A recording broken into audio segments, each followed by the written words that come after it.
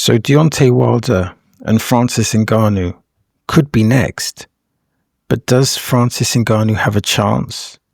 Is this a good fight for Deontay Wilder? Or is this a risk? Is this a risk that could seriously backfire? Both have power, but who would likely succeed? Who's more likely to get knocked out? That's assuming that the fight ends in a knockout. But I think the first thing to ascertain here, there's a few things to ascertain. One, how much has Deontay Wilder got left, which we spoke about. And the next question to me would be, is Ngannou a good boxer? We got some reference points here. We got Tyson Fury and we got Anthony Joshua. So is Ngannou a good boxer? We got some reference points, Tyson Fury and Anthony Joshua. The reference point for Tyson Fury, let's look at that first. So in that fight, he was calm. He had some good jabs, had a really good left-hand counter. His left hand was quite low and his right-hand placement was high. There was a lot of feints. I remember him trying a double jab. Right hook, left hook. It completely missed, but, you know, he had some good punch creativity there. And if you look at one of the significant things in that fight, to me, was the knockdown, which was in round 3, where Tyson Fury, I think, throws a left hook straight right, and then he throws a jab straight right. And then Ngannou catches the jab straight right, and then throws a left hook counter. And this left hook counter knocks Tyson Fury down. Now, Deontay Wilder has a very good 1-2.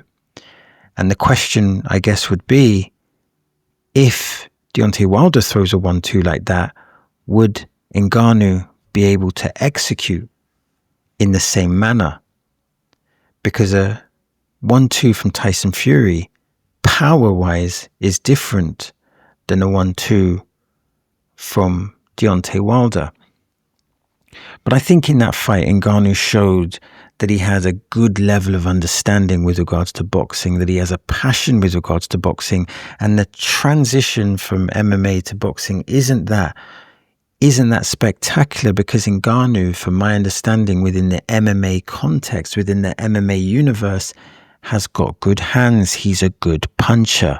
So he's a good, or perhaps a great striker, because in the MMA they use the striking terminology. He is a great striker within UFC. So when you're making that transition from UFC to boxing, if you're a great striker, there's not that much of a transition to make, or the transition is slightly different.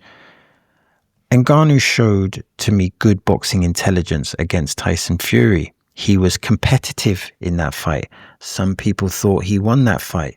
Here's another question. Was Tyson Fury in good condition? Was he physically in good condition, but not in good boxing condition? I guess we'll never know. Tyson Fury seemed, you know, he definitely seemed like he was feeling those punches. The knockdown would suggest that, but also his facial expressions would suggest that, yeah, he definitely respected Ngannou's power, and he kind of seen his way through the fight in terms of just, you know, when I remember the fight, I felt like Tyson Fury used his boxing IQ to just take the rounds and to try and limit the punching windows that Ngannou had, because clearly Ngannou is a puncher. Now, Ngannou was promoted as a puncher, but being a puncher in UFC, well, here's the question, is being a puncher in UFC the same as being a puncher in the boxer? Is being a puncher in UFC the same as being a heavy puncher in boxing? And I would argue that there's a difference, and that significant difference is the gloves. In UFC, I think you have 8-ounce gloves. In boxing, you have like 16 or 12 ounce. You have bigger gloves in boxing, significantly bigger gloves. There's big paddings in boxing. So what does that mean? It means that you could be a dynamite knockout artist in MMA, but that might not translate into boxing. Because in boxing, to be a big puncher in boxing, you need to be able to punch hard with those big gloves on. So there was always a question mark. Does Ngannou, is he he's a power puncher in UFC, but is he a power puncher in boxing? I think he answered that question. But then we have the two reference points. We have the Tyson Fury fight, but then we have the Anthony Joshua fight. And what happened there? Actually, Ngannou started well in that fight. He started really well in that fight, but then he switched southpaw. I think that probably indicates a confidence that he had, that he wanted to put on a show. And as we've stated previously, Ben Davidson, Anthony Joshua's trainer, he is a strategist, and they had a plan to implement. When he turned southpaw, they implemented the plan. They found the range for the right hand, and that was the first knockdown. And then I believe he did the same thing in the second round. And then, Anthony Joshua just ended the fight. I mean, Anthony Joshua was vicious that night. It felt like he came out like a Sonny Liston.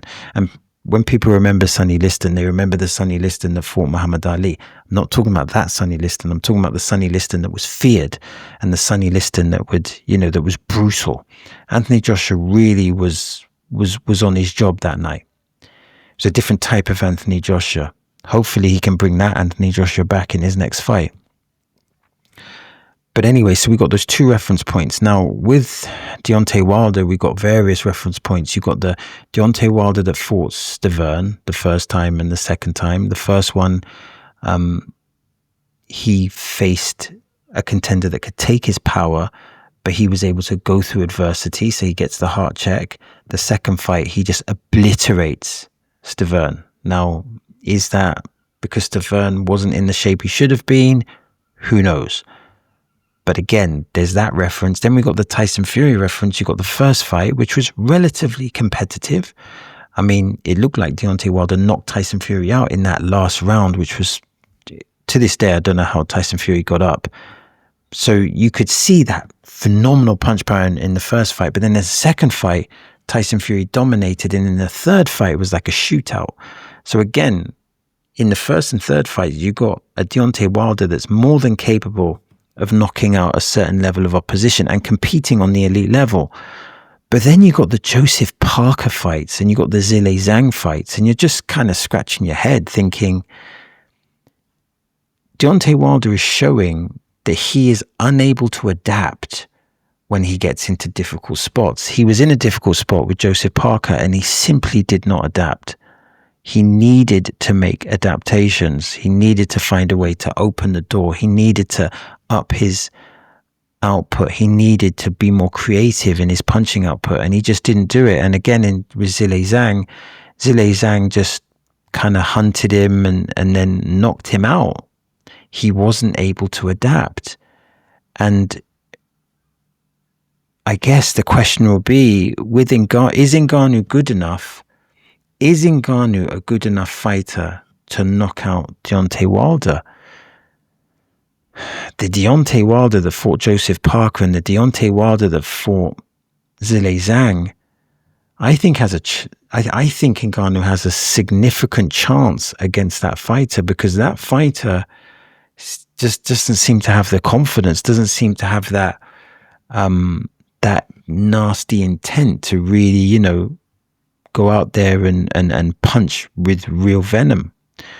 So and also that fighter seems to have some confidence issues with regards to, why didn't he turn it up against Joseph Parker? Is he concerned with regards to his punch resilience? Why didn't he roll the dice? So Ngannou has shown that he could operate with Tyson Fury. Now the question is, what type of Tyson Fury was it? But he still operated with Tyson Fury, which indicates a level of boxing intelligence. And if he brings that level of boxing intelligence, and if he doesn't go southpaw, then he will have a significant chance. Of course, and not only will he have a significant chance, it's hard to really say, where do you rate Deontay Wilder with regards to his punch resilience? He took the big shots from Joseph Parker, but he didn't take them from Zhilei Zhang. But then would anyone be able to take those punches from Zhilei Zhang?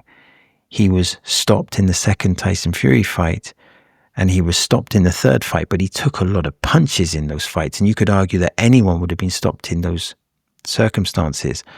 But what is a genuine question is, how much punch resistance does Deontay Wilder have left? And how will there's a few questions.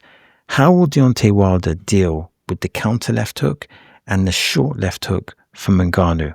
How is he going to deal with that? And if Deontay Wilder can bring back that 1-2 with the power and the speed that he had against Stavern, how will Ngannou deal with that? It's a fight that almost seems to guarantee a knockout. I say that and he'll probably go the distance, but you get a feeling that there's definitely going to be a knockout. And I think it's a fight that can really capture the public imagination. And if Deontay Wilder is able to win that fight, he could launch himself back into the heavyweight scene.